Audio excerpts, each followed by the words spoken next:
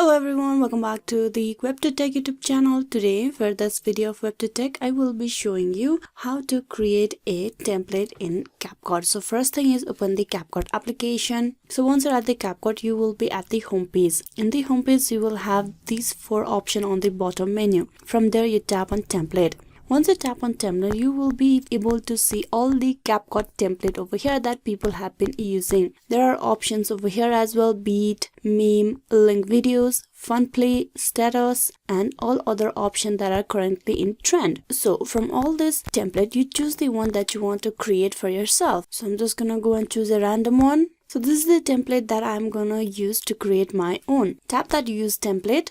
Now you need to record a video or you need to upload a photo for that. I'm just gonna go with the random one and then tap on preview. So this will be the preview of the template that you have used in Capcut. Once that is done, you tap on export on the top right. Now you can export it to your TikTok without watermark, or you can export and save it to your phone gallery. And once that is saved, you can share it to the other social media platform as well. So this is a way how you can use a template or create a template in Capcut. Hope this video was useful. Please like and subscribe the WebToTech YouTube channel. Thank you for watching till the very end.